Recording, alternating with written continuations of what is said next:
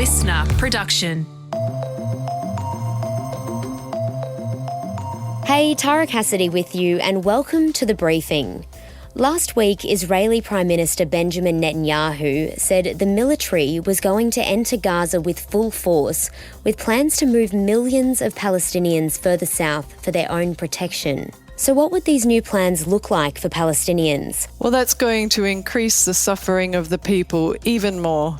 So currently, Palestinians are living out of their homes, in tents, if they're lucky enough to have that, in the most unhygienic conditions, and that's not even to mention how unsafe it is for them in their current conditions. That's coming up in the second half of this episode. First though, let's get into the headlines with Dan Mullins. It's Monday the 19th of May. Hey Tara, we begin in Rome where tens of thousands of Catholics have gathered alongside world leaders at Pope Leo's inauguration. Prime Minister Anthony Albanese, US Vice President J.D. Vance, Ukrainian President Volodymyr Zelensky and Prince Edward, representing King Charles, were there. Pope Leo XIV visited the tomb of St. Peter, the first Bishop of Rome more than 2,000 years ago, before the inauguration Mass, before briefly meeting with Anthony Albanese afterwards. Speaking of our PM, he's also expected to meet with Zelensky this morning and then's meeting with European Union President Ursula von der Leyen to discuss a free trade agreement with Europe in the wake of restrictions imposed by US President Donald Trump. Pope Leo was born in Chicago in 1955 and became the first North American pope when elected on May 8. A former Tasmanian police officer will face court today over the alleged historical abuse of children over 2 decades. Police allege the abuse occurred between the 60s and 80s in Tasmania, while the man worked in a leadership role for the Church of Jesus Christ of Latter-day Saints, also known as the Mormon Church. The 84-year-old man was extradited from Queensland to Hobart over the weekend. He'll appear in Hobart Magistrates Court this morning, facing 3 counts of persistent sexual abuse of a child and 3 counts of indecent assault. A 21-year-old man's facing 53 hate-related charges, including spray painting the Nazi symbol across parts of New South Wales. The man's set to appear in Sydney's Newtown court today, with almost half of the charges relating to displaying the Nazi symbol. Police say he started offending in April this year and was arrested early Sunday morning after allegedly being caught vandalising stickers supporting First Nations and the LGBTQ+ communities. Meantime, in Melbourne, police say they're also investigating a person who displayed a Nazi symbol on a sign while walking amongst a crowd during a Nakba rally. Nakba is a day to commemorate the displacement of Palestinians during the Arab-Israeli War in 1948, with rallies held over the weekend in Melbourne, Adelaide and Brisbane and attended by thousands. Police say no arrests have been made yet, but they've located the sign and are now looking into the incident. Mexican authorities say a Navy training ship that crashed into New York's Brooklyn Bridge lost power prior to the collision. 2 people died and 17 were injured when the tall ship ploughed into the bridge Saturday night local time. The ship had 277 people on board, many of whom were perched on masts as it drifted into the bridge while thousands watched from on shore. The ship visited Sydney, Melbourne and Fremantle last year as part of its international tour. It was leaving New York to head to Iceland when the collision occurred. And Max Verstappen will return to the top step of the podium. 4 victories in a row at Imola. Max Verstappen wins the Emilia-Romagna Grand Prix. 4-time reigning Formula One champion Max Verstappen has taken out the Emilia-Romagna Grand Prix overnight. Verstappen overtook pole sitter and Australian driver Oscar Piastri at the famous Tamburello chicane on lap 1 and led the race from then to the finish. Lando Norris took second off Piastri as the Aussie tried to stay competitive on fading tyres in the latter stages of the race. It was Verstappen, Norris and Piastri 1, 2, 3. The F1 circus heads to Monaco next weekend. Now, Dan, you are an F1 fan. I am not. I know little about this space. Can you tell me why and how is this a big deal? All year, the McLarens, that's Piastri and Norris, have had the faster car. Okay. But what we saw overnight was Verstappen's ability as a driver. So this is somebody who doesn't have the fastest car necessarily, but just simply outdrove the Australian. And it's not just me saying it. Jacques Villeneuve, who's himself a former world champion, said that Piastri was caught sleeping.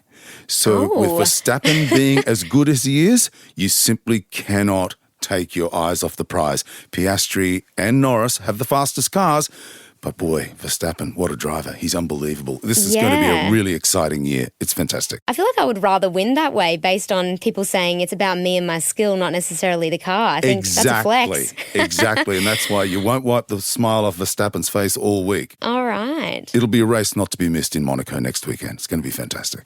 Okay, I'm going to have to give my eyeballs to this, I think. You've sold me there.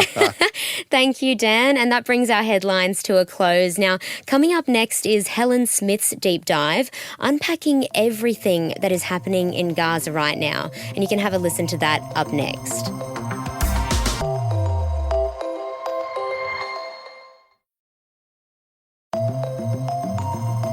Hey, Helen Smith here with you. Welcome to The Briefing. Marking an ominous new chapter of the war in Gaza, Israeli Prime Minister Benjamin Netanyahu last week declared the military was going to enter Gaza with full force. He added there will be no situation where we stop the war. We are going all the way.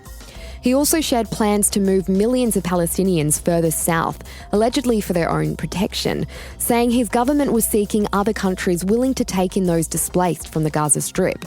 It comes as US President Donald Trump suggests developing Gaza into a so-called freedom zone, as a new report warns of growing famine following an almost 3-month-long blockade of humanitarian aid. Dr. Ayman Elattar, an Australian emergency doctor who is part of the Palestinian Australian New Zealand Medical Association, shares his insights with us. You'll also be hearing from an aid worker currently on the ground in Gaza a bit later on.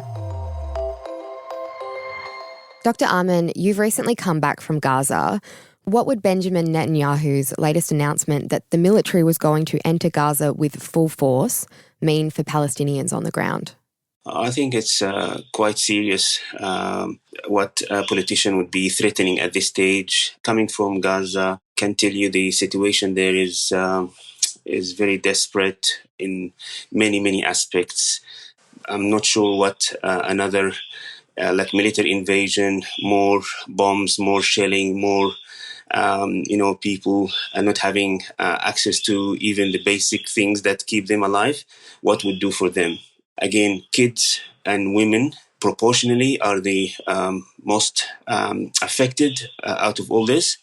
And, it's something that the world has to do everything to stop it and not to be complacent and not participating, because these weapons and bombs actually come from countries that, one day they will look back and realize that they were participating in this, I would say, genocide.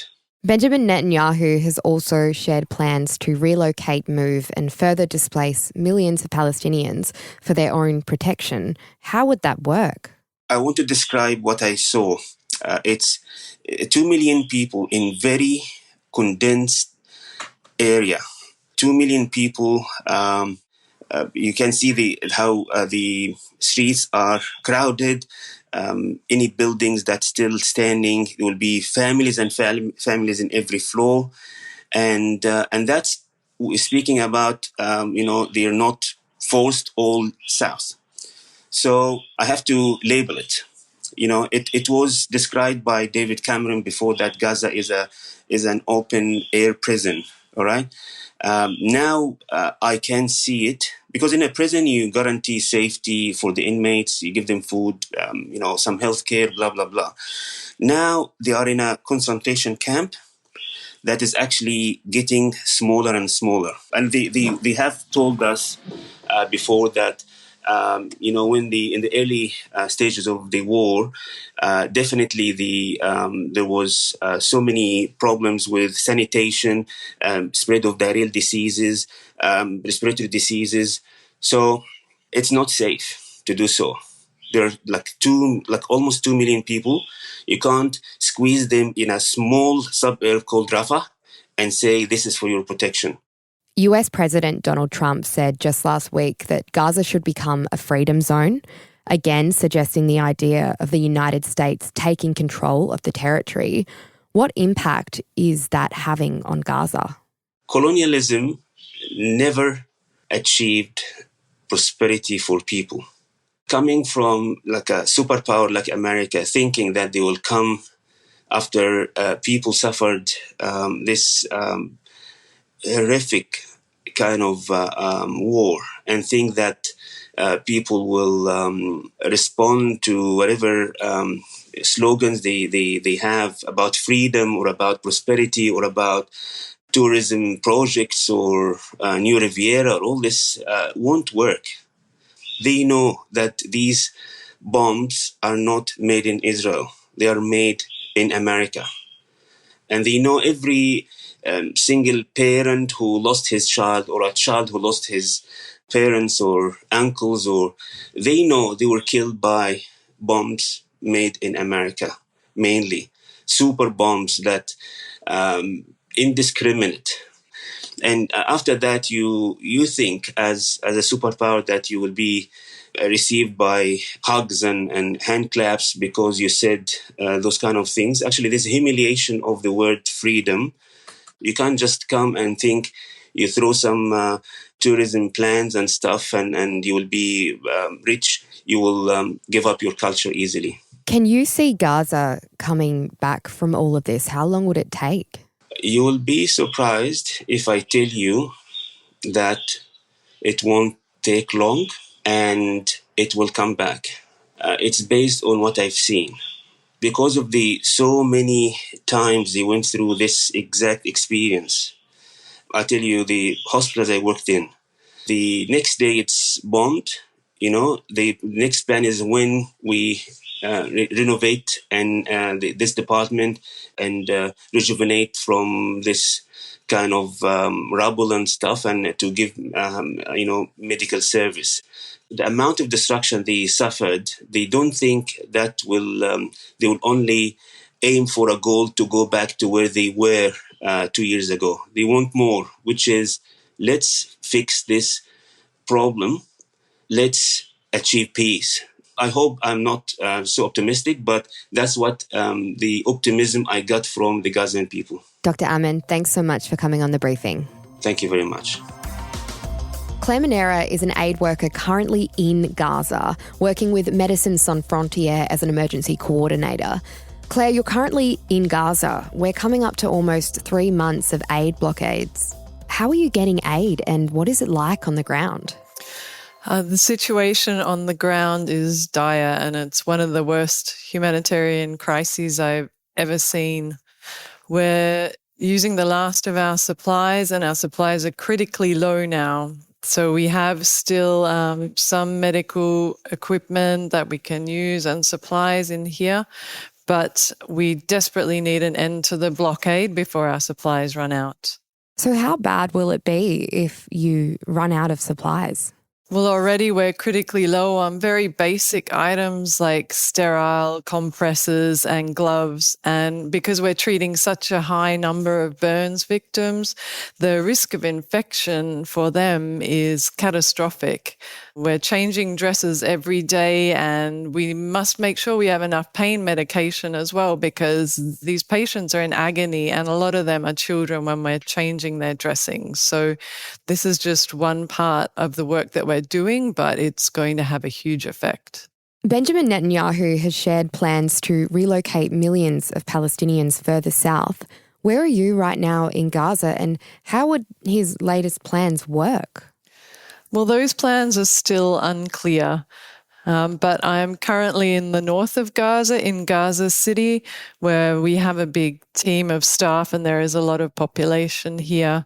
But what we are rejecting and condemning is that the population is not receiving unhindered access to aid. And even if there are plans that come up in the future, we still are insisting that this aid is given impartially to the people in line with humanitarian principles. We cannot accept that people's safety is compromised and the aid is contingent on their displacement. It's in contravention of the UN Security Council resolutions, and for MSF, we are not going to accept this. So if these plans go ahead, trying to relocate millions of Palestinians in quite a small area, what you're seeing on the ground over there, what would that actually look like? Well, that's going to increase the suffering of the people even more. So currently, Palestinians are living out of their homes, in tents, if they're lucky enough to have that, in the most unhygienic conditions. And that's not even to mention how unsafe it is for them in their current conditions. But again, what we need is for aid to be allowed in and for it not to be controlled and used as a tool for further control and ethnic cleansing within Palestine. We need unhindered access to aid and to be giving that out impartially. He also said recently that there will be no situation where we stop the war. A temporary ceasefire might happen, but we are going all the way. What would this mean for Palestinians? Well, I don't know for sure what plans are going to come into effect, but already this is 19 months that the Palestinian people have been suffering, and more than 2 months that we've had no medical supplies in, but also no food and no fuel. And fuel is critical for our ambulances to function and our medical facilities. It's becoming harder and harder for us to work, and medical facilities are being targeted. Medical staff are being killed, on top of the situation where food is scarce and even what's available, people can't afford to buy it because the prices are so high due to this blockade. There's no clean water available freely unless it's provided by humanitarian actors. So we're trucking water to the population, but the space we have to do that is less and less because it's becoming more and more unsafe and there is less locations we can go to. Claire, thank you so much for joining us on The Briefing. You're welcome. That was Claire Minera speaking with me there, and Dr. Ahmed Elattar earlier. Thanks for listening to this episode. We'd love you to follow or subscribe to The Briefing wherever you're listening from, and you can also follow us on Instagram at The Briefing Podcast. I'm Helen Smith. See you next time.